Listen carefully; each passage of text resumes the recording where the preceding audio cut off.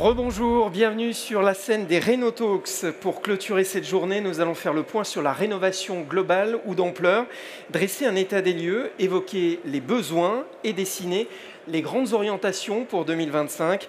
Merci d'accueillir Valérie Mancret-Taylor, Dominique Lamballe, Pierre-Louis François, Nicolas Godet et Baptiste Périssin-Faber. Vous pouvez les applaudir.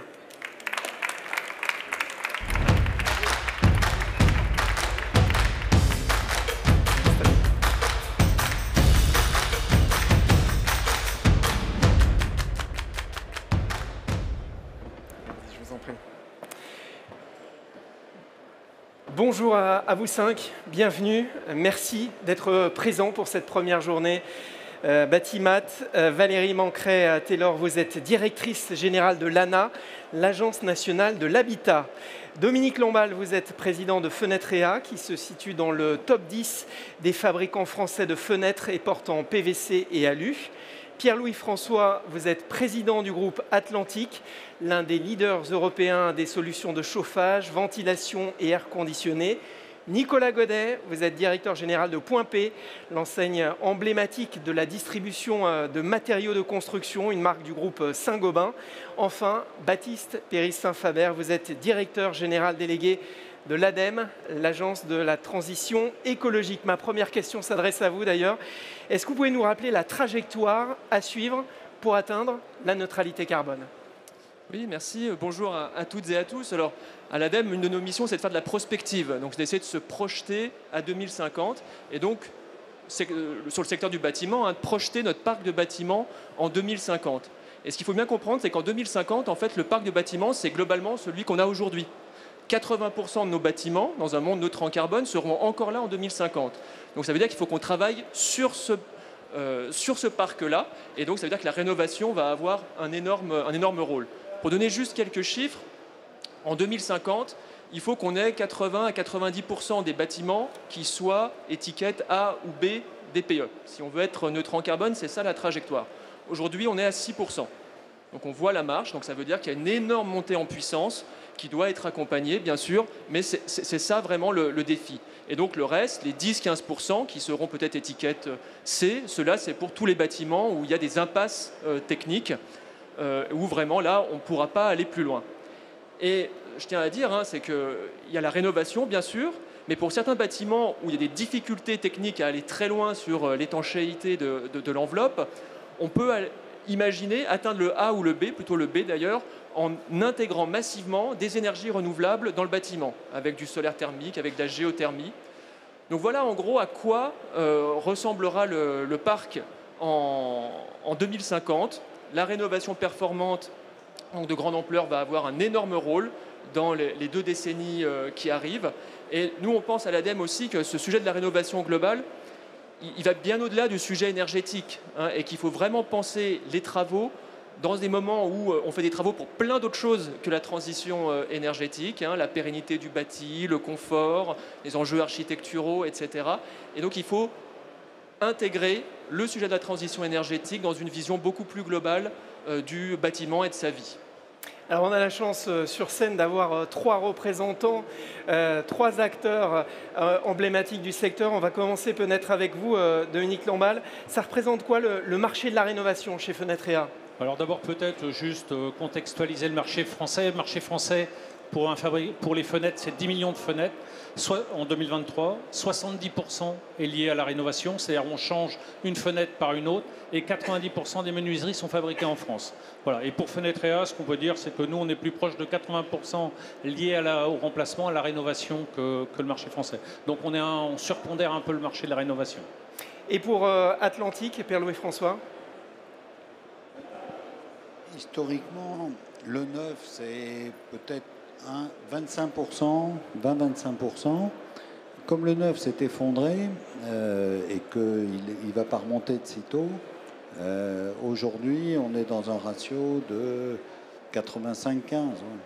85% remplacement et rénovation et 15% construction neuve. Nicolas Godet, pourquoi c'est le bon moment finalement pour parler rénovation ? Eh bien, chez nous, Point P, on a un équilibre entre le neuf et la rénovation qui font à peu près moitié-moitié. Et ce qu'on entendait depuis de nombreuses années, c'était qu'il manquait de bras pour faire la rénovation. Et aujourd'hui, on pense qu'il y a un point de bascule vers cette rénovation, ne serait-ce que parce que le neuf est en train de ralentir. Nous, on observe beaucoup parmi nos 300 000 clients qui sont en train de se réorienter vers la rénovation. Donc pour nous, il y a une opportunité pour attirer cette main-d'œuvre artisanale vers la rénovation. Alors ce qu'on entend, c'est que les aides sont essentielles pour inciter les Français à se lancer dans des travaux.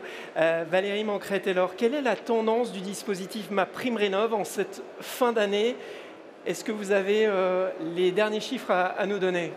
Alors, d'abord, on n'est pas encore à la fin de l'année, on est au début de l'automne, si vous me permettez, donc au début de la deuxième période froide de l'année 2024, qui sont toujours des périodes, on parle de l'hiver et de l'automne, qui sont toujours des périodes très propices en fait à des choix en matière de rénovation énergétique pour les ménages. La tendance aujourd'hui, dans une année, je le précise, qui est quand même très très particulière, hein, l'année 2024, puisqu'il y a eu quelques changements autour des dispositifs d'aide. C'est une très très belle dynamique de plus 35% par rapport à l'année dernière sur le parcours accompagné, donc sur la rénovation d'ampleur. Rénovation dans laquelle, en moyenne, les ménages font un choix de 3,5, 4, 5 gestes, c'est-à-dire 5 types de travaux qui vont être réalisés dans leur logement. En revanche, du côté de la rénovation par geste, on est plutôt sur quelque chose qui s'affaisse par rapport aux années précédentes. Alors ça s'est beaucoup affaissé au premier semestre pour les raisons que j'évoquais, et ça reprend un tout petit peu au deuxième semestre, et c'est pour ça que je vous disais on n'est qu'au début de l'automne. Il faut vraiment attendre de voir comment ça va se comporter au mois de septembre, au mois d'octobre et au mois de novembre et au mois de décembre, avant que de savoir exactement sur quel chiffre on atterrira au moment de la fin de l'année. Alors, la question que de nombreux professionnels se posent, c'est est-ce que MaPrimeRénov' sera prolongée en 2025 dans les mêmes conditions qu'actuellement? Notamment, est-ce que les dérogations qui ont été mises en place pour les travaux par geste seront maintenues? Est-ce que vous avez des infos à ce niveau-là, ou est-ce qu'il faut attendre le discours de Michel Barnier demain? Je pense qu'il faut attendre des décisions du gouvernement, clairement. Donc je ne pourrais absolument pas répondre à votre question ce soir. Simplement, je pense qu'on a beaucoup de professionnels qui s'expriment en fait ces derniers jours. Juste avant de vous rejoindre, je lisais encore des tribunes dans la presse professionnelle avec des positions très très claires de l'ensemble des professionnels, d'ailleurs quels qu'ils soient, d'où qu'ils viennent, qui demandent une grande stabilité pour l'année 2025. Et donc maintenant, il faut attendre la décision du gouvernement. Effectivement, c'est le sens d'une lettre ouverte qui a été adressée à Michel Barnier par un certain nombre de fédérations. Vous parliez de parcours accompagné, de monogeste. Pour que tout le monde comprenne, c'est quoi le pourcentage parcours accompagné versus monogeste? Alors, il est assez stable depuis maintenant... depuis quasiment 2020, oui, depuis 2020, 10% des dossiers que nous finançons à l'ANA, c'est du parcours accompagné. Donc c'est de la rénovation d'ampleur. Et donc 90% des dossiers que nous finançons sont des dossiers de rénovation par geste. En tout cas, c'est les chiffres que nous présentions chaque année depuis 2020. On va voir ce que ça donne en 2024, en sachant que, je vous le disais, la rénovation d'ampleur prend plus 35% cette année par rapport à l'année dernière. Donc l'équilibre peut se voir un peu bouger, en fait, in fine, en fin d'année. Pierre-Louis François, vous souhaitez que les aides aux monogestes soient maintenues. Pourquoi est-ce si important à vos yeux? En 1 minute et demie, vous m'avez dit, pour répondre à la question. Alors, pour faire des règles de 3, je parle sous le contrôle de madame. J'ai cru lire dans les statistiques de l'ANA qu'en moyenne, les rénovations dites d'ampleur coûtent 60 000 €. Vous me corrigez si je me trompe, enfin, c'est l'ordre de grandeur. Et là où les gestes simples coûtent en moyenne toujours entre 10 et 15 000 €, pour prendre des grands ordres de grandeur. Si on prend l'objectif initial de l'année 2024, il était question de 200 000 rénovations d'ampleur. 200 000 rénovations d'ampleur à 60 000 €, sans parler des problèmes techniques que ça peut causer, ça coûte, règle de 3, 12 milliards d'euros. 12 milliards d'euros, les pouvoirs publics ne les ont pas, et de loin, je le regrette. S'ils les avaient, tant mieux, mais je crains qu'ils ne les aient pas. Ils ne les avaient pas et je doute qu'ils les aient demain. Et à ma connaissance, d'après les données, les particuliers non plus, ou en tout cas, ils n'en ont qu'une faible part. De ce que j'ai pu lire dans des données de l'Office de la rénovation énergétique, en moyenne, les particuliers sont prêts à consacrer entre 10 et 15 000 euros tous les ans aux travaux de rénovation, et tous les 10-15 ans. 10-15 000 euros avec des fluctuations. C'est sûr qu'après le Covid, les montants ont augmenté, les gens étaient beaucoup plus axés sur les dépenses dans l'habitat, et puis après, ils se sont dit l'habitat, c'est moins important. Alors, j'ai entendu ce matin qu'il était question d'inciter les particuliers à investir encore un peu plus, de prendre sur l'épargne des particuliers, mais il ne faut pas se faire d'illusions, sans rentrer dans des grandes analyses. Même le gouvernement chinois, qui Dieu sait est un gouvernement dirigiste, n'arrive pas à faire en sorte que les particuliers consomment. Enfin, en tout cas, c'est ce que je lis sans être spécialiste de la Chine. Les particuliers, ils dépensent ce qu'ils peuvent dépenser ou ce qu'ils veulent dépenser. Donc, il ne faut pas attendre beaucoup plus de 10-15 000 euros. Ça veut dire que soit les pouvoirs publics ont les moyens de dépenser une dizaine de milliards par an, ce dont je doute, soit il faut réduire considérablement le nombre de rénovations. Si on supprime les gestes simples, on tombera, cette année, on doit tomber, je parle sous le contrôle de madame, peut-être à 40, 50 000 rénovations d'ampleur, peut-être un peu plus, mais en tout cas très très loin des objectifs qui sont donnés.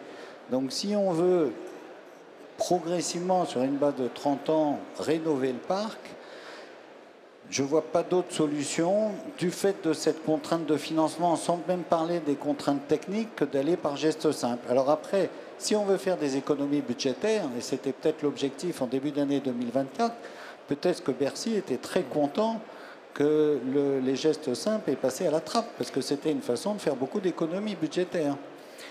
Si on veut décarboner ou rénover, on n'a pas le choix que d'avoir les gestes simples. Valérie Mancret-Taylor, vous voulez réagir ? Oui, tout à fait, parce que je trouve que c'est extrêmement intéressant de raisonner de cette façon-là. Mais en fait, c'est un raisonnement, si vous voulez, très théorique. C'est-à-dire que la réalité de terrain fait qu'on a 20 millions de ménages en France, effectivement, qui ont besoin de mettre à niveau, comme le disait Baptiste Périssin-Faber tout à l'heure, de mettre à niveau leur logement. Et ça va se faire sur du temps long. Ça va se faire sur du temps très très long. Ensuite, la rénovation d'ampleur, vous l'avez dit, elle est effectivement entre 50 000 et 60 000 euros. Mais tout le monde n'est pas aidé à cette hauteur-là. Et c'est là où, si vous voulez, le raisonnement ne peut pas être complètement théorique, c'est-à-dire qu'on a des gens qui sont dans des maisons de nature très différente. On n'intervient pas sur une maison de 1960 comme sur une maison du XVIIIe siècle. On n'intervient pas de la même manière sur une maison dans le nord, dans une maison dans le sud. Et évidemment, l'aide publique n'est pas la même pour un ménage de catégorie supérieure que pour un ménage de catégorie modeste. Et tout ça permet de modéliser en fait les budgets des pouvoirs publics. Et il n'y a pas que l'État, il y a aussi les collectivités territoriales qui entrent en ligne de compte. C'est pour ça qu'il faut vraiment regarder cet investissement des pouvoirs publics dans la rénovation des maisons de tout le monde de façon dans le temps long et puis de façon extrêmement diverse, suivant évidemment la catégorie de ménage auquel on s'adresse. Deuxièmement, et je reviens sur la différence des logements, je crois que les ménages, quand quelqu'un est dans une maison relativement récente, le monogeste trouve toute sa place. C'est-à-dire une maison qui connaît déjà un niveau de rénovation, enfin une construction en fait qui tient compte déjà d'un certain nombre de normes. Intervenir sur un seul geste a beaucoup de sens parce qu'on va encore améliorer évidemment le confort de cette maison. En revanche, sur une maison beaucoup plus ancienne, faire une rénovation d'ampleur, et notamment par exemple si c'est entre une mutation ou si la maison permet de faire des travaux en phase, ça a beaucoup de sens aussi que de faire une rénovation d'ampleur. Donc bref, je disais, le raisonnement macroéconomique est extrêmement intéressant, mais après, il faut vraiment l'adapter à chacun des parcours. Et je crois qu'il n'est pas du tout question de faire fi d'un type de parcours au profit d'un autre. Je pense que ce qui est vraiment important, au regard de ce que je viens d'exposer, c'est d'avoir les deux possibilités à offrir à chacun des ménages qui va vouloir s'engager dans ce type de parcours. Alors Dominique Lamballe, vous avez émis l'idée d'un parcours sur 5 ans avec 2, 3 gestes et une bonification sur le 3e geste. Ouais, en fait, c'est plutôt... alors, j'ai 2 sujets peut-être à exposer aujourd'hui. Le premier, peut-être juste... je reviendrai après sur le parcours accompagné. C'est sur la fenêtre. On a un problème globalement entre toute la partie rénovation énergétique. C'est qu'on considère que le bénéfice de la fenêtre n'est pas tout à fait pris en compte dans les méthodes qui calculent soit MaPrimeRénov', soit le DPE, qui c'est en fait la même, qui est la méthode 3CL. Et qu'en fait, on est souvent comparé la fenêtre à une paroi opaque. Donc quand on compare l'isolation d'une fenêtre à une paroi opaque, effectivement, le parcours, enfin, le calcul économique n'est pas bon, mais la fenêtre apporte bien d'autres choses. Elle apporte les apports solaires l'hiver, elle apporte la ventilation. Beaucoup de logements, en fait, ne peuvent se ventiler que par la fenêtre. Elle apporte aussi une correction des déperditions. Elle apporte la lumière. Voilà, et que serait le moral des Français ou le bilan des Français si on n'apportait pas la lumière dans les logements, hein, donc on passe la moitié de notre vie, on le passe dans le logement. C'est très important, le logement, et la lumière, c'est quand même là, et c'est quand même le confort. Quand on voit qu'on coûte presque 1 milliard, en fait, le mal logement coûte 1 milliard, je pense que c'est vos chiffres, 1 milliard au budget de la santé, parce qu'ils sont mal logés. Voilà, si on supprimait toutes les fenêtres par des parois opaques, je pense que ce serait beaucoup plus que ça.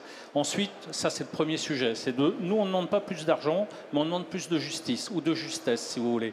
Et que la méthode prise en compte pour les valeurs de la fenêtre prennent en compte une méthode un peu plus dynamique que la méthode statique qui s'appelle 3CL. Alors, c'est très technique, mais c'est beaucoup utilisé par les logiciels de calcul. Je me retourne vers l'ADEME là-dessus. On a des discussions avec eux là-dessus. Mais voilà, qu'on ait un peu plus de méthode dynamique, qu'on prenne un peu plus en compte les valeurs intrinsèques de la fenêtre dans tous les calculs, soit de DPE, soit de MaPrimeRénov'.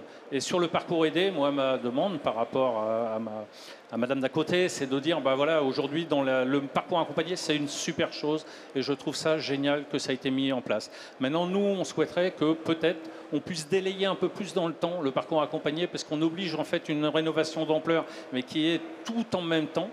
Et est-ce qu'il ne serait pas possible de donner un peu plus de temps pour embarquer plus de monde? Moi, nous, notre demande, ce n'est pas plus d'argent. Notre demande, c'est qu'on ait plus de monde qui soit embarqué dans les parcours, qu'il soit monogeste, là je rejoins mon collègue, qu'il soit parcours accompagné. Et notre demande à nous est de dire, est-ce qu'il ne serait pas possible de mettre en place un passeport, en fait, dans le fond, pour faire en sorte que tous les gestes puissent se délayer un peu dans le temps, parce que c'est lourd pour une famille de devoir prendre en compte et avoir tous les aléas d'un parcours accompagné.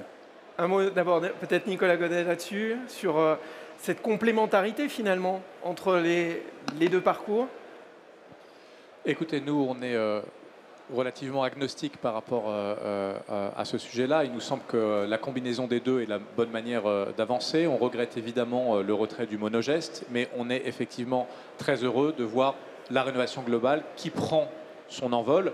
On avait longtemps dit que ça serait impossible, que la rénovation globale était trop compliquée à faire. Et aujourd'hui, on voit, vous l'avez dit Valérie, on voit ces statistiques qui sont là et qui sont la preuve que la démarche est la bonne.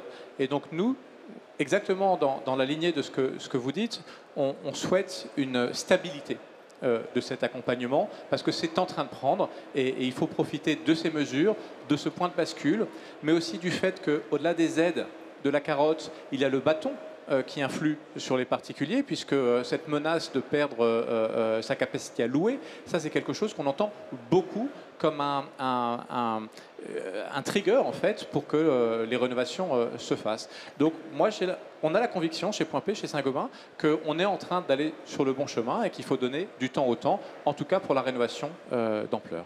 Baptiste Péry-Saint-Faber, quelle est la position de l'ADEME sur le monogeste, sur la rénovation par étapes? Alors, historiquement, l'ADEME, on s'est beaucoup positionné sur le sujet en faveur de la rénovation performante d'un coup. Alors pour autant, ce n'est pas une lubie de l'ADEME. On n'est pas les seuls à penser qu'il faut faire attention avec les monogestes. France Stratégie, cette année, a publié un rapport qui explique que si on fait que des monogestes, on risque de ne pas sortir les passoires énergétiques à temps. La Cour des comptes le rappelle également. Donc voilà, on n'est pas les seuls. De nombreux observateurs le disent. Ce qui est sûr, et ça on en a fait la démonstration, sur les maisons individuelles, on a instrumenté plus d'une centaine de maisons. Si on fait la somme de gestes isolés, ce n'est pas la même chose que tous les gestes en même temps. Et ça, on a fait la démonstration sur les maisons individuelles. Ensuite, voilà, on sait aussi que si on fait que des monogestes, on n'atteindra pas les objectifs que j'ai rappelés tout à l'heure. Alors, pour autant, ensuite, peut-être 2 monogestes intéressants. Les fenêtres, on peut y revenir. Alors nous, on pense que les fenêtres doivent être dans un parcours. Et évidemment, il faut de toute façon embarquer les fenêtres dans un parcours. Juste une petite précision, hein, c'est que sur la méthode de calcul 3CL, je ne veux pas botter en touche, mais c'est nos collègues de la DHUP qui sont en charge. Alors, voilà. Et donc, évidemment, et j'y reviendrai, nous aussi, on pense qu'on peut aller vers ce parcours en 5 ans, avec 3 étapes. Et j'y reviens. Après, il y a un monogeste qui peut être tentant, qui est celui de tout remplacer par des pompes à chaleur. Alors là, il faut faire quand même un peu attention. Ce qui est sûr, c'est que la pompe à chaleur, si elle remplace un grille-pain, hein, le chauffage électrique à effet Joule, c'est toujours mieux. Ça, c'est sûr. Et on sait que les grille-pains, c'est le problème au moment de la pointe électrique. C'est ça qui nous pose un gros problème pour le système électrique. Maintenant, quand on remplace une chaudière à gaz par une pompe à chaleur, là, il faut quand même faire attention justement à l'enveloppe et à la rénovation, parce que si on met une pompe à chaleur dans un bâtiment qui n'est pas rénové, alors on risque d'avoir des problèmes à la pointe. Et là, des packs hybrides pourraient peut-être s'envisager. Et vraiment, pour clore le sujet entre monogeste et d'un coup, nous, dans notre dernier avis qu'on a publié au printemps sur la rénovation performante, on pense qu'on peut imaginer des parcours en 5 ans, globalement, en 3 étapes, où on commande. Par contre, il faut bien le faire dans le bon ordre. Parce que si on ne le fait pas dans le bon ordre, on risque de s'exposer à des problèmes aux interfaces un peu clés. Donc il faut commencer par les murs, les fenêtres, la ventilation, avant de faire la chaudière et toiture et sol. Donc voilà, mais dans ces conditions-là, et dans un délai de temps qui n'est pas trop important, parce que sinon, si au-delà de 5 ans, l'entrepreneur qui arrivera sur le chantier, il refera tout à zéro en fait. Et il n'y aura plus la mémoire des interfaces qui auraient pu être traitées en amont. Donc ça, c'est notre position aujourd'hui sur comment on peut trouver une sorte de voie de passage entre le monogeste et la performance tout de suite maintenant. Quelles sont les autres idées, je me tourne là vers les professionnels, les autres propositions pour relancer ce marché? Quels sont vos besoins? On commence peut-être avec vous, Dominique Lamballe. D'abord, on en discutait un peu en aparté. Sur la partie rénovation, il faut regagner le moral des Français. C'est un projet, une rénovation.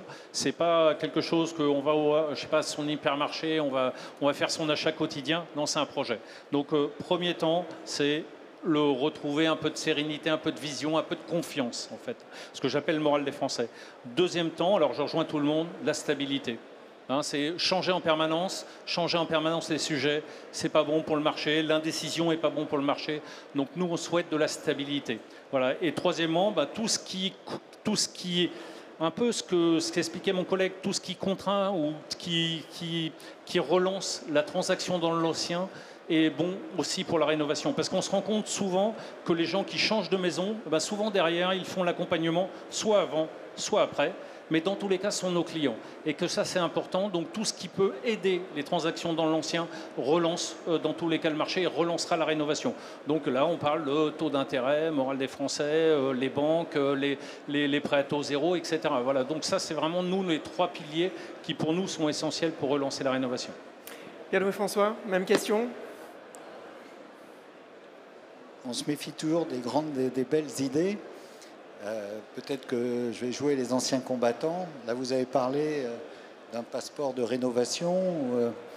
En fait, il y a 10 ans, je crois qu'une loi, alors je ne sais plus comment s'appelait cette loi, avait prévu d'instaurer le carnet numérique du logement.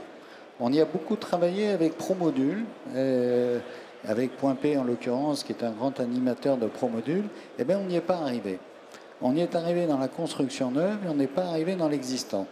Et pourtant, je vous assure que les industriels, avec les points publics, ont beaucoup travaillé. Donc, alors que l'idée est bonne, elle est séduisante, et ça n'a pas marché. Bon, on ne va pas rentrer dans le détail pourquoi ça n'a pas marché, mais des bonnes idées peuvent... voilà. Alors, nous, on est très favorable aux rénovations d'ampleur. Moi, j'ai peur que ce soit, et tant mieux s'il s'en fait beaucoup, on est très très favorable, bravo. Que ce soit comme dans la fable de La Fontaine, entre le lièvre et la tortue. C'est-à-dire qu'à vouloir faire le lièvre, à aller très vite, en fait, on n'ira pas très loin et que dans 2 ans, on fera le même constat que celui qu'on fait aujourd'hui en septembre 2024. Alors, peut-être que je ne serai plus là, mais mes successeurs, ils feront le constat que la rénovation n'a pas beaucoup avancé. Mais tant mieux si je me trompe.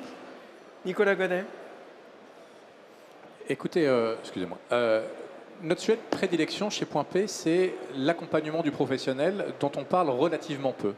On parle beaucoup des particuliers, des systèmes d'aide, des DPE, mais il manque un maillon pour nous qui est l'embarquement du monde artisanal, du monde professionnel dans cette rénovation d'ampleur qui n'est pas évidente. Et donc notre mission chez Point P, c'est déjà de séduire les artisans pour les emmener vers le marché de la rénovation énergétique. Et beaucoup s'en étaient éloignés parce que les systèmes d'aide ne leur convenaient pas d'il y a quelques années. Donc il faut les ramener vers ce métier. Il faut les encourager à devenir qualifiés RGE. Il faut les former, il faut les préparer au contrôle. On a lancé un système de lunettes 3D pour que les professionnels puissent regarder un chantier et puis savoir diagnostiquer les malfaçons. Et donc, c'est cet embarquement des professionnels qui est clé pour nous. On essaye de jouer notre rôle chez Point P. On fait des roadshows dans 90 villes de France en ce moment. On va chez les professionnels, on leur montre ces fameuses lunettes, on leur montre ce que c'est que la réno énergétique, on leur parle des aides pour qu'ils y reviennent, on leur parle du risque de malfaçon et du risque de contrôle. Et donc, on fait cet accompagnement. On va avoir 3500 clients d'ici la fin de l'année, 3500 artisans pour les emmener. Et notre fierté, et je terminerai là-dessus, c'est que l'année dernière, dans un roadshow équivalent, on a réussi à embarquer 1000, c'est à la fois peu et beaucoup, 1000 artisans qui se sont qualifiés RGE à la suite de ce roadshow pour contribuer à cet effort national. Pierre-François voulait juste rebondir pour tout ce travail, mais enfin, moi je ne suis pas artisan, je ne représente ni la CAPEB ni la FFB, mais il faut savoir, et encore une fois, chacun connaît les contraintes des pouvoirs publics, donc c'est très facile de dire il n'y a qu'à Faucon. Mais les artisans, quand ils sont confrontés à des problèmes de liquidité dont on a énormément entendu parler dans le versement des aides, c'est décourageant. Et je ne dis pas ça mais c'est un vrai sujet extrêmement difficile. La comptabilité publique, chacun le sait, est soumise à beaucoup de contraintes. Tout ne dépend pas de l'ANA, c'est facile, vous êtes la madame, et il y a bien d'autres interlocuteurs pour faire fonctionner le système. Mais quand ils sont confrontés à des chantiers qu'ils ont promis, qu'ils ont parfois réalisés, et que derrière, les devis, ils n'arrivent pas à les assumer, il n'y a rien de pire pour les décourager. Alors après, on peut leur dire tout ce qu'on veut. Ils sont partants pour... Moi, je ne suis pas là pour témoigner en leur faveur. Ils sont partants pour la rénovation. Ils sont partants pour se former. On le fait tous. Je suis sûr que vous le faites dans les fenêtres, vous le faites chez Point P, on le fait chez nous. Mais si derrière, notamment les questions, les changements incessants de règles et les problèmes de liquidité, de versement des primes sont incessants, ça ne peut pas marcher. Il faut se mettre à leur place et ça ne marchera pas. Valérie Mancret-Taylor, que pensez-vous, comment réagissez-vous à ces analyses, ces propositions, ces initiatives?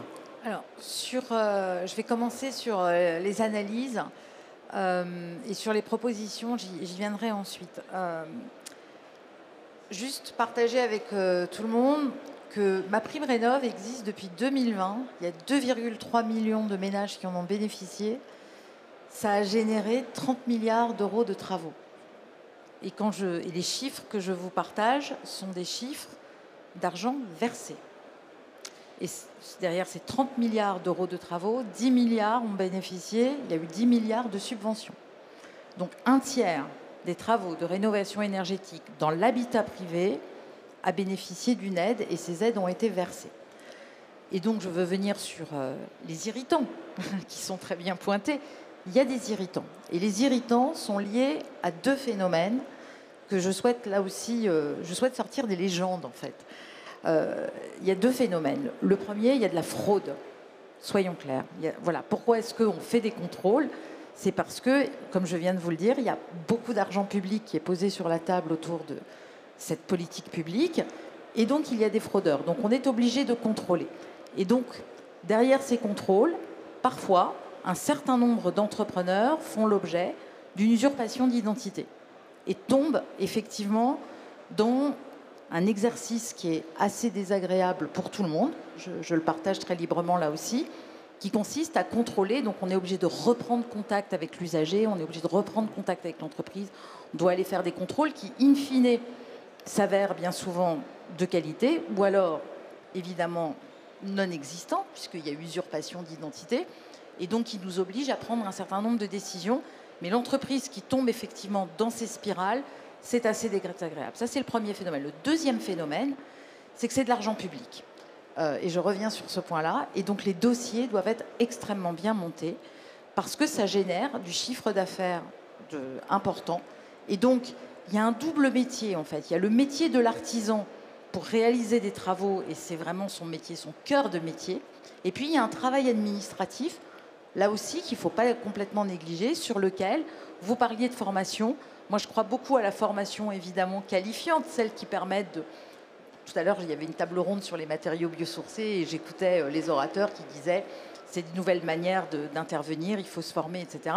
Il faut aussi, bien sûr, continuer à se former sur tout ce qui est nouveau, mais il faut aussi se former, bien entendu, sur la façon dont on dépose un dossier et dont on aide administrativement un ménage à déposer un dossier et ne pas dire à l'administration c'est trop compliqué. C'est pas si compliqué que ça, mais c'est une demande d'argent public et c'est pas une commande de taxi en ligne ou une commande de pizza en ligne, c'est une demande d'argent public. Voilà. Et ensuite, sur les propositions, tout a été dit. C'est pour ça que je préférais commencer par le premier point. Mais je vais retenir deux mots qui me semblent très importants, même trois. Le premier, on est sur le temps long. Donc il faut absolument redonner confiance. Enfin, je partage complètement. Et pour redonner confiance, il faut que tout l'écosystème des acteurs fonctionne ensemble. On ne peut pas critiquer les uns, critiquer les autres. Je crois que vraiment le ménage, c'est pour lui qu'on travaille tous, quel que soit notre métier, il faut qu'on lui donne confiance. Donc si on commence à dire un tel ne fait pas bien son travail, ça c'est trop compliqué. Non, le ménage, on doit aller vers lui et lui donner confiance en lui disant vous allez rentrer effectivement dans une dynamique de projet. Ça va durer un certain nombre de semaines, un certain nombre de mois chez vous. Mais on va vous accompagner dans toute cette démarche. Alors, il y a le service public, efficacement, qui accompagne, mais il y a aussi les entreprises, et elles sont essentielles. Et vous allez voir, in fine, vous serez très satisfait. Mais ça va être effectivement un projet qui, à un moment donné, va constituer un certain nombre de difficultés, d'étapes, bref, une intervention chez soi pour faire des travaux. J'ai l'habitude de le dire comme ça, c'est jamais extrêmement agréable, mais on est très très content quand on en sort. Donc il faut vraiment beaucoup de cette confiance et du coup beaucoup de persévérance pour y arriver.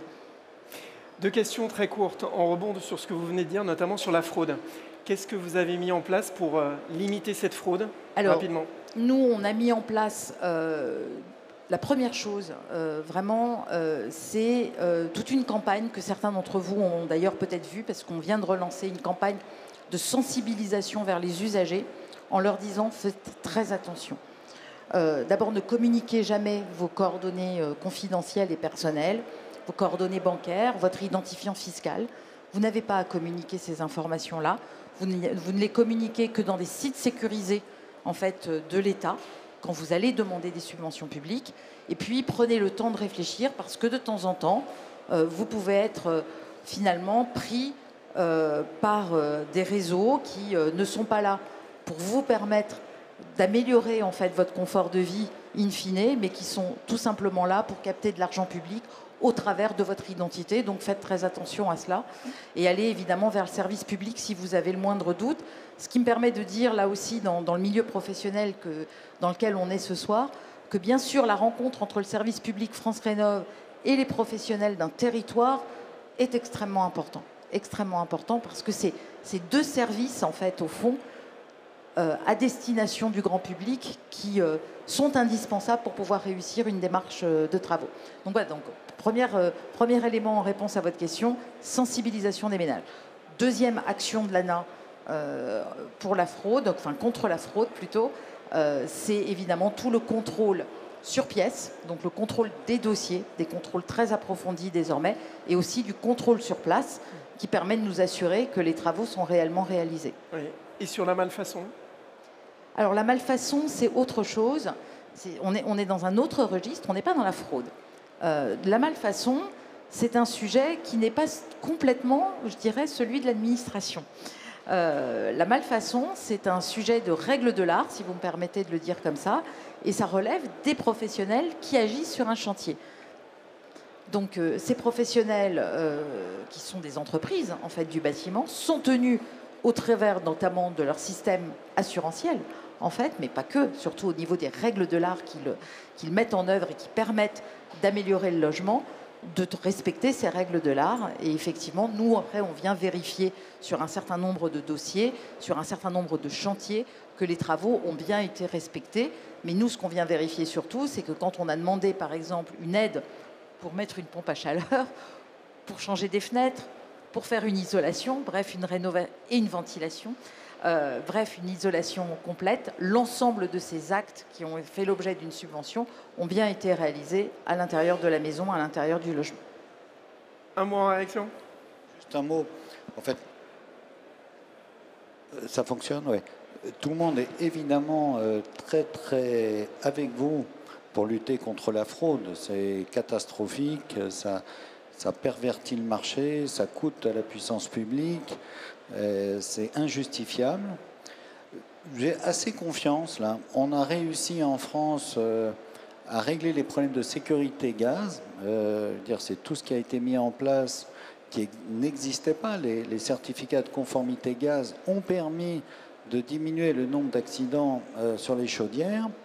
On a réussi à également limiter les problèmes de sécurité électrique. Je veux dire, il y a eu, après, tout le monde connaît l'anecdote de, comment s'appelait-il, Claude François, voilà, qui, dans son bain, a été électrocuté. Et ensuite, il y a eu le Consuel, Promotelec, comme il y a eu du côté gaz, et ça a fonctionné. Donc là-dessus, je pense qu'avec des dispositifs simples, de toute façon, toute la filière sera derrière les pouvoirs publics pour limiter, voire éliminer ces sujets de fraude. Il n'y a aucune raison qu'on n'y arrive pas et qu'on n'y arrive pas vite. Là, il y a vraiment consensus. En faisant simple, on doit y arriver rapidement. Baptiste Périssin-Faber, quels vont être pour vous les grands enjeux de la rénovation dans les années à venir pour accélérer encore sur la décarbonation? Alors, beaucoup de choses ont déjà été dites, mais je voudrais insister sur un point qui a été mentionné au début, notamment sur le sujet RH, donc le sujet compétences. Là, clairement, on a un énorme chantier de montée en compétences de tous les professionnels, avec un sujet aussi de bascule aujourd'hui entre le neuf et la rénovation. Et les chiffres que vous avez mentionnés au début témoignent de ce moment de bascule et de ce relais d'activité de la rénovation par rapport au neuf. Mais il ne faut pas le négliger, on parle de 200 000 personnes à former, donc c'est quand même considérable. Donc ça, c'est un premier point. Ensuite, pour accélérer le développement de la rénovation, et en particulier la rénovation performante, nous, on mise beaucoup sur un nouveau concept qui est celui de garantie de performance, avec de nouveaux opérateurs qu'on appelle des opérateurs ensembliers, qui offrent à la fois la solution de financement et la solution technique de conduite du chantier, où en gros donc on aurait une sorte de contrat de rénovation sur lequel l'opérateur ensemblier s'engagerait sur un prix, un délai et une performance de réduction d'énergie, une performance énergétique. Et donc ça, on teste ce concept de garantie de performance avec un appel à projet France 2030 qui s'appelle Oreno. Et il y a des consortiums qui se sont montés très intéressants où on voit des acteurs de la technique et des acteurs financiers qui s'allient. Donc ça, c'est vraiment à même de craquer le sujet de financement. Ensuite, un autre point clé, et ça, c'est le métier de l'ANA, c'est ce que Valérie Mancret-Taylor a rappelé, c'est l'accompagnement. Ça va être clairement clé, c'est tellement complexe que les ménages, il faut continuer à accompagner. Donc, il faut faire grossir ce service public de l'accompagnement. Autre gros enjeu, c'est l'alignement finalement des finances publiques. On en a tous parlé, qui ne sont pas infinis, surtout en ce moment. Donc, il y a le sujet du ciblage. Évidemment, on a parlé de la disposition à payer des ménages français pour la rénovation.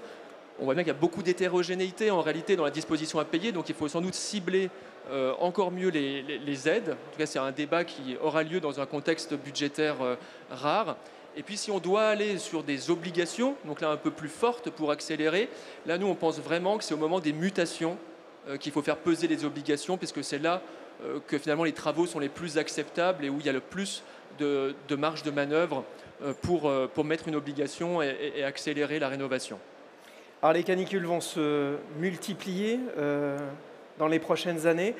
Comment est-ce qu'on va pouvoir lutter contre la chaleur en été sans installer des climatiseurs partout? Oui, alors effectivement, on pense qu'on n'est pas forcément condamné à mettre un climatiseur dans toutes les maisons. Pour autant, ce sujet-là du froid et du confort d'été est un sujet qui va être incontournable. Jusqu'à présent, nous, il était complètement exclu de tous nos systèmes d'aide, ce sujet. Et là, on voit bien qu'on ne va pas résister et que nos bâtiments, de toute façon, ne sont pas adaptés à des grandes vagues de chaleur. On l'a déjà tous éprouvé, je dirais, dans nos corps. Et donc, pour ça, il y a plusieurs solutions, notamment des solutions passives, déjà. Donc des solutions d'occultation de la lumière, on peut mettre un peu plus d'high-tech aussi, avec de la domotique qui permet de fermer les stores au bon moment, etc. Mais alors toutes ces solutions passives, il faut les faire, c'est sans regret. Pour autant, dans plein d'endroits, ça ne sera pas suffisant. Et donc là se pose la question des clims, ou alors de d'autres solutions de rafraîchissement. Donc il n'y a pas que les clims. Et donc là, nous, on va ouvrir notre fonds chaleur à ces sujets de froid renouvelable. Alors ça peut être via de la géothermie de surface. C'est super, ça fait du chaud pour l'hiver et ça permet, sans allumer la PAC, de faire du froid, moins 8 degrés, dans les bâtiments par ce qu'on appelle le géocooling. Donc ça, c'est super. Il y a des solutions aussi de puits. J'ai oublié le... Voilà, exactement. Donc, voilà, il y a tout un panel de solutions et puis des réseaux de froid aussi. Des réseaux de froid, comme on a des réseaux de chaleur, on va peut-être doublonner. En Ile-de-France, il y a un premier réseau de froid qu'on va peut-être soutenir, qui existe. Il faudra raccorder sans doute des bâtiments, en particulier les bâtiments tertiaires, à ces réseaux de froid. Pierre-Louis François, une réaction sur le confort d'été? Nicolas Godet aussi. Vous avez dit l'essentiel, en fait. Maintenant, tout le monde reconnaît, c'est pas que le confort d'été, c'est un enjeu de santé, parce que les gens, et notamment les personnes fragiles, ne peuvent pas supporter des températures trop élevées. Donc vous avez évoqué les volets, les protections solaires, aussi tout ce qui est passif. Il n'y a pas que la clim. Et Dieu sait, nous, on est un acteur important de la clim. Mais je comprends. En prenant le sujet en amont, on limite le recours à de la climatisation active, on va dire. Le rafraîchissement passif, vous y avez fait référence, ça existe déjà. C'est très, très, très peu employé. Je peux vous dire, pratiquement, c'est confidentiel. Mais c'est une solution. J'en rajouterai une, mon collègue d'Aldès sera d'accord. Je pense que la ventilation nocturne, ce qu'on appelle parfois le free cooling, c'est aussi une bonne solution. De toute façon, il faut ventiler plus dans des logements plus fortement isolés. On n'a pas le choix. Si on crée des bouteilles thermos avec l'activité humaine qui forcément génère des apports gratuits dans la journée, il faut les évacuer la nuit. Une solution simple, pas trop coûteuse, c'est ce que dans le jargon d'aucuns appellent le free cooling ou la ventilation nocturne. C'est pas très coûteux et ça peut, dans un certain nombre de cas, se substituer à des climatiseurs. Pour autant, nous, on est très contents de vendre des climatiseurs. Nicolas Godet, comment vous abordez ce sujet chez Point P? Alors, je vais venir dans une seconde. Je voulais d'abord rebondir sur ce que vous disiez sur le sujet RH, qui me semble absolument essentiel et un peu inexploité. Parce que justement, ça n'est pas une seule société à laquelle on s'adresse. Donc, il n'y a pas une direction des ressources humaines qui permet d'accompagner la formation facilement, mais c'est éparpillé autour de 300 000, 500 000 entreprises en fonction des périmètres qu'on regarde. Donc ça, c'est vraiment un enjeu qui est une montagne à franchir pour qu'on ne tombe pas dans le « je ne veux pas y aller », je ne comprends pas les aides ou je fais des malfaçons. Et donc ça, c'est vraiment cet accompagnement qui est une tâche du quotidien. C'est notre rôle à nous les négoces, Point P en particulier. C'est aussi le rôle des fédérations qui accompagnent ça fortement. Mais il y a ce point de bascule qui est absolument clé. Sur le confort d'été et les innovations, on sent aussi là qu'il y a une bascule. On parlait essentiellement de confort d'hiver jusqu'à peu. Et là, ce confort d'été est vraiment désormais omniprésent. On a essayé de réinvestir, nous, une technique séculaire qui est celle de la terre, qui est une solution passive avec un procédé qui s'appelle terre liant, qui prend de la terre stabilisée et qui la lie avec un liant bas carbone. Et au début, on a fait ça pour le marché du neuf. Alors, vous pourriez dire, c'est peu intéressant pour ici, ça ne s'applique pas, c'est de la terre projetée, ça ne s'applique pas à une rénovation puisque personne ne va avoir une projection à l'intérieur de sa maison. Et fort de ça, on a développé une innovation qui s'appelle le carreau de terre liant. Et ce carreau peut se mettre tout simplement en pose sèche, ourdé ou collé, dans un mur, une cloison ou un mur de périphérie. Et on s'aperçoit que cette technique séculaire qu'on voit bien au Maroc notamment permet d'absorber cet excès de chaleur peu dans la journée et de la restituer le soir quand on peut ventiler justement et apporter de la fraîcheur. Et donc c'est une combinaison finalement passif-actif qui nous semble très intéressante et que les pays chauds d'Afrique continuent d'utiliser fortement. Donc voilà, ce système s'appelle Terlian, il est sur le stand Saint-Gobain s'il vous intéresse. Alors, puisqu'on parle d'innovation, Dominique Landval. Juste pour réagir aussi. D'abord, sur le sujet RH, moi, sincèrement, je trouve que ça s'est bien amélioré. Que les formations sont bien améliorées, les fraudeurs finissent par sortir du marché, etc.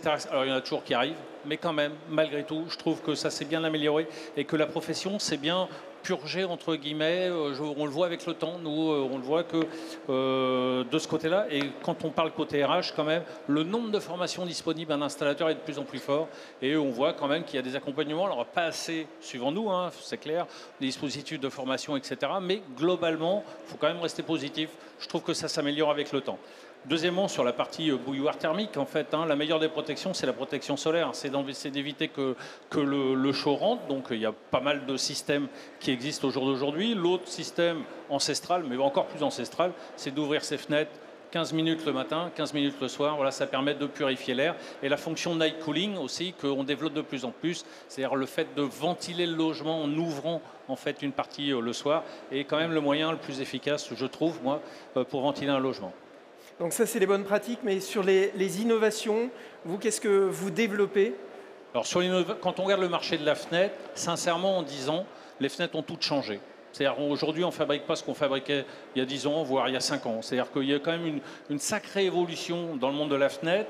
Moi, quand je suis rentré dans ce marché, ça fait longtemps, malheureusement, mais j'ai un certain âge aussi, l'innovation était guidée par les Allemands. C'est les Allemands qui nous expliquaient dans la fenêtre comment ils allaient faire, etc. Et aujourd'hui, je trouve que l'innovation vient plutôt des Français. C'est-à-dire quand on regarde le marché allemand, les salons allemands, les salons français comme Batimat, on voit que les Français ont pris la main. C'est plutôt bien, je trouve que c'est plutôt rassurant, moi comme d'autres, on est 3000 fabricants, donc, et donc je trouve que l'innovation est plutôt portée par les Français depuis quelques années, ce qui n'était pas le cas il y a 30 ou 40 ans. Donc quand même un côté positif, cocorico, je trouve en termes d'innovation on est plutôt pas mal. Pierre-Louis François, au niveau des innovations, sur le fait que la France soit à la pointe. On essaye, mais déjà le rafraîchissement passif, on en parlait tout à l'heure, ça a été référencé il y a 1 an et demi, je crois, par le CSTB. Déjà, alors ensuite, sur la connectivité, on a beaucoup avancé, qui est un moyen aussi de mieux piloter. Après, dans les innovations, un message, et c'est pas simple, là aussi, je ne sais pas si le CSTB est présent ici, les innovations en France n'évoluent pas, ne peuvent pas se diffuser si elles ne sont pas référencées. C'est comme ça. On a un contexte réglementaire qui fait que, en ventilation notamment, on le sait, les réglementations sont restées statiques. On a beaucoup d'idées, les différents fabricants français de VMC. Si les pouvoirs publics ne les référencent pas, ce n'est pas nous qui pouvons les porter seuls. Ça n'existe pas. C'est comme ça. La France est un pays réglementé et ça a des bons côtés. Je veux dire, par exemple, sur la sécurité, si ce n'était pas réglementé, c'est le Far West. Et on connaît des pays où c'est le Far West, c'est désastreux. Donc, mon propos n'est pas de dire il faut rendre tout libéral. C'est que dans les faits, ça ne fonctionne pas. L'innovation, oui. On a beaucoup d'ingénieurs, je partage tout à fait, qui sont très volontaires et qui aiment innover. Chacun sait que c'est pas facile. Je veux dire, il s'est écrit beaucoup de choses sur le référencement des innovations. Ça demanderait une table ronde. C'est un vrai sujet, pas simple dans le logement. Beaucoup plus complexe qu'on veut bien le dire. Alors avant de vous laisser la parole à chacun pour conclure, on va prendre quelques minutes pour répondre aux questions du public. Donc n'hésitez pas à lever la main. Oui. Monsieur, voilà un micro. Merci. Tout d'abord, merci pour cette conférence très intéressante. Je suis Rémi Chevalier, j'ai créé une société qui s'appelle Vivre Abri, qui est dans le conseil aux particuliers pour la transition énergétique. Et je suis à peu près d'accord avec tout ce qui a été dit, je le ressens très positivement. Mais j'ai un irritant qui n'a pas été évoqué, que je pose, que je partage avec tout le monde. C'est dans les maisons ou les habitats qui ne sont pas des passoires thermiques, qui sont déjà avec des étiquettes correctes, mais sur lesquelles il y a par exemple un changement de transformation, un besoin de transformation, un besoin de changement. Je prends un exemple de la chaudière gaz. Aujourd'hui, on se trouve sur des maisons qui ont été rénovées par geste, dans des populations qui sont généralement aisées, et se pose la question du remplacement de leur chaudière qui arrive en fin de vie. Et on n'est pas dans une situation multigeste parce que les gestes ont déjà été faits en amont. On n'est pas non plus dans une situation où on peut être aidé. Et la seule motivation pour remplacer une chaudière gaz par une pompe à chaleur, par exemple, qui serait adaptée, est une motivation qui reste écologique ou géopolitique, ou éventuellement financière parce que le prix du gaz reste élevé, mais il n'y a aucune aide ni aucune justification qui permette aux particuliers intéressés de dire je vais payer 1,5 fois, voire 2 fois plus cher pour avoir une PAC, plutôt que de changer ma chaudière gaz par une autre chaudière gaz.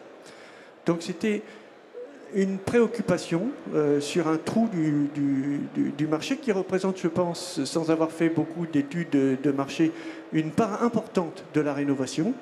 Et on laisse le choix aux particuliers de faire l'effort ou de ne pas faire l'effort. Et cet effort, aujourd'hui, il le fait parce qu'il y a des taux de retour sur investissement de 7-10 ans. Mais si le prix du gaz descend, il n'y aura plus ce retour sur investissement et on part sur des chaudières à gaz qui vont ne pas décarboner l'économie. Et là, on est sur au-delà de 2050. Merci pour votre témoignage. Qui veut réagir, rebondir là-dessus? Geste simple. C'est typiquement ce que... C'est un sujet de geste simple. Donc il y a des aides en la matière. Aujourd'hui, en tout cas, où elles ont été rétablies. C'est la pompe à chaleur est aidée en monogeste pour toutes les catégories de population, sauf les 2 derniers déciles de la population française. Non, mais je suis d'accord avec vous. On est dans je vais le dire autrement. On est dans un système redistributif. On est dans un système d'aide publique. Donc les aides publiques sont proportionnelles en fait aux revenus des ménages. Et vous avez raison de dire qu'effectivement, si on cherche un retour sur investissement par rapport à des coûts de l'énergie, ce n'est pas forcément le sujet. Le sujet, c'est un retour au confort à l'intérieur du logement, c'est une énergie décarbonée, c'est évidemment une protection de la planète par une énergie décarbonée, donc une moindre émission de gaz à effet de serre. Mais pour autant, je le redis, l'aide concernant la pompe à chaleur, puisque c'est l'exemple que vous avez pris, je ne vais pas décliner tous les forfaits possibles et imaginables, mais l'aide à la pompe à chaleur existe vraiment pour l'ensemble des ménages français. Autre question? Oui, madame. Bonjour, merci beaucoup pour votre intervention. Je suis Marine Dufour du bureau d'études ITAC. Et une question que j'aimerais poser, c'est par rapport à la demande de reporter l'interdiction des monogestes en passoires thermiques. Quelles propositions vous avez du coup pour éviter qu'on installe les pompes à chaleur dans des passoires et qu'on tue le gisement? Parce qu'aujourd'hui, l'intérêt aussi de faire de la rénovation d'ampleur dans des passoires, c'est qu'on a justement la perspective de pouvoir faire énormément un gros projet d'ampleur, de pouvoir aller chercher des aides cohérentes et de faire un projet cohérent. Du coup, comment on ferait si on continue le monogeste en passoire? C'est à moi de répondre. Non, mais encore une fois, nous, on est tout à fait d'accord si on peut réaliser ces rénovations d'ampleur dans les passoires thermiques. Après, c'est une question de faisabilité en termes budgétaires, que ce soit pour la puissance publique ou pour le particulier, et là, il y a des contraintes des 2 côtés, et elles sont légitimes, elles sont ce qu'elles sont.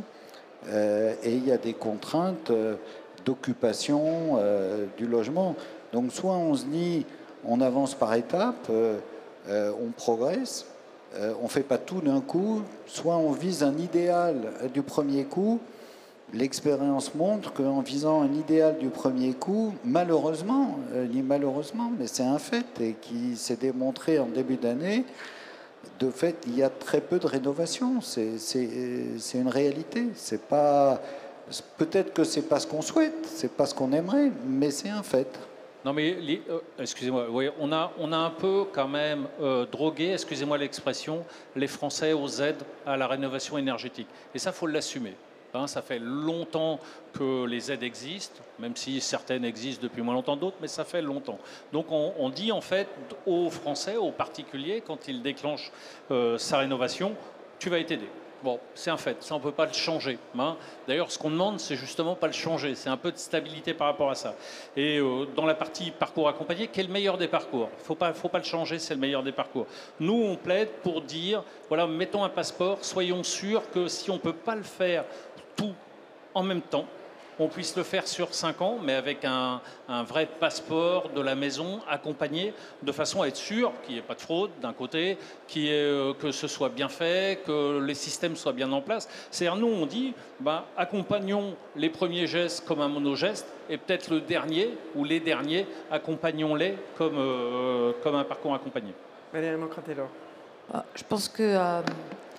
on peut aller un tout petit peu plus loin, c'est-à-dire que s'il n'y a pas de diagnostic de performance énergétique imposé dès le début, tel que l'on est actuellement, je pense que tout professionnel, quel qu'il soit, face à une passoire énergétique, a un devoir de conseil vis-à-vis de l'habitant et vis-à-vis du propriétaire. Lui dire, je peux bien entendu remplacer votre chaudière fuel, votre chaudière gaz par une pompe à chaleur, mais très sincèrement, vous allez consommer beaucoup d'énergie, vous allez continuer à consommer beaucoup d'énergie, de l'énergie électrique, effectivement. Et très sincèrement, je vous conseille d'aller voir le service public et de vous engager dans le projet le plus ambitieux possible, avec effectivement des aides qui vont vous permettre de solvabiliser votre projet. Et après, de toute façon, rappelons-nous bien un truc, c'est qu'on est en démocratie, personne ne forcera un ménage à s'engager dans une rénovation d'ampleur s'il a juste envie de changer sa chaudière. Mais au moins, il aura été informé de tous les champs du possible qui s'offrent à lui. Je vais poser une dernière question, peut-être, si c'est possible. Alors, je suis architecte et je suis bailleur aussi. Voilà.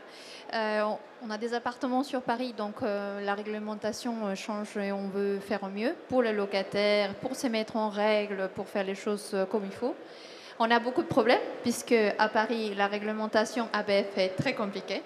On ne peut pas utiliser n'importe quoi, projection terre ou autre, c'est impossible. Pompe à chaleur, impossible parce qu'on ne peut pas la poser. Clim, on ne peut pas la poser sur la façade.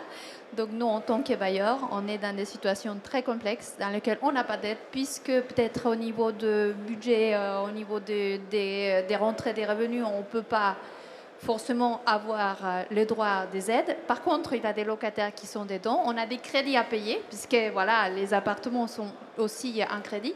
Donc voilà, c'est pas une question, mais c'est se dire aussi comment on se prend avec tout ça. Parce que c'est très compliqué. On peut donner des aides aux foyers qui sont peut-être avec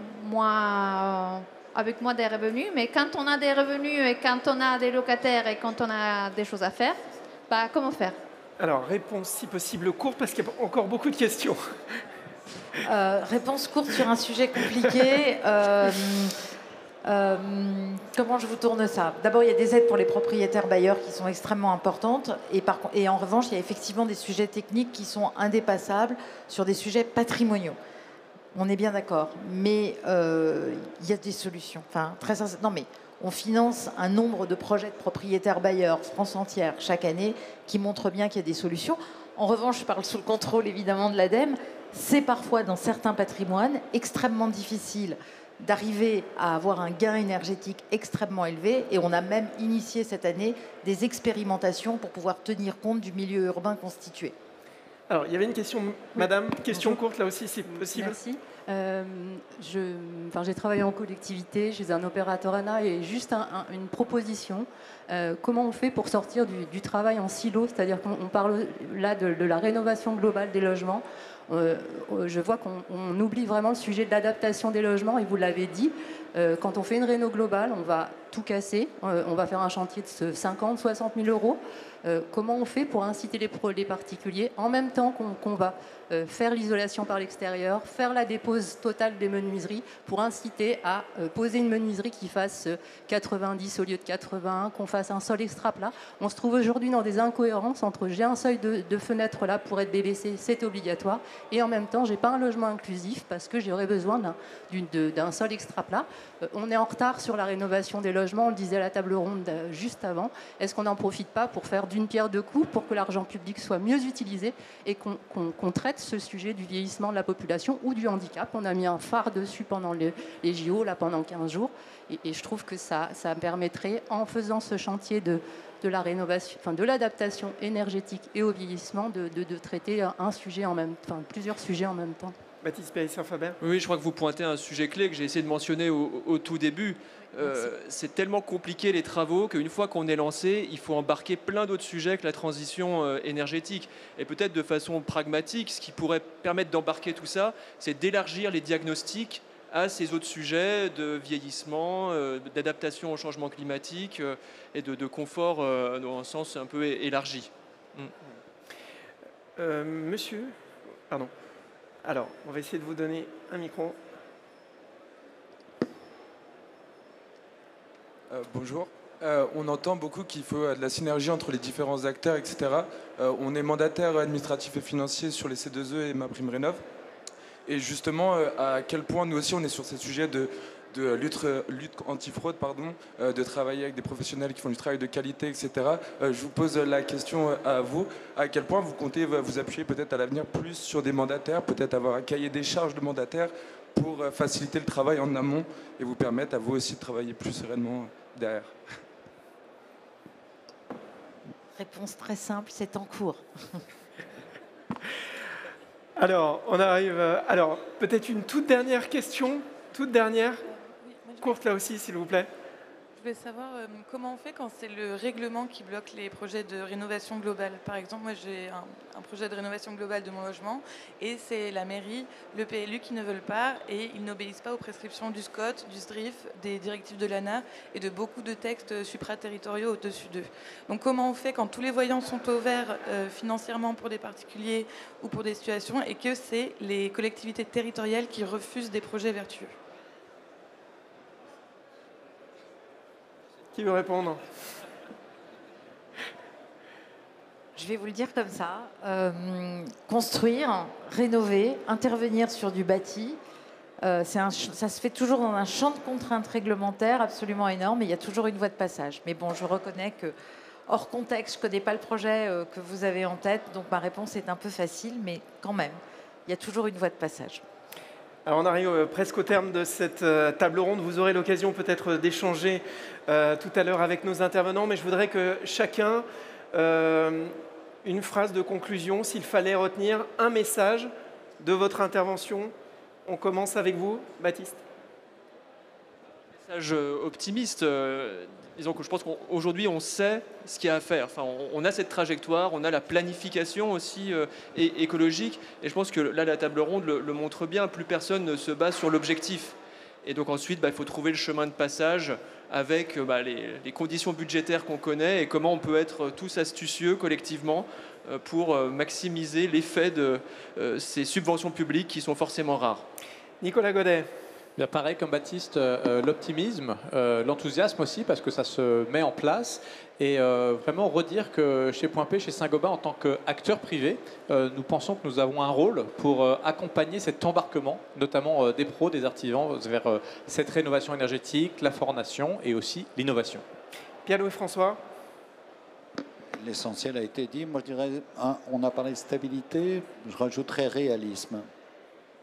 Dominique Lamballe.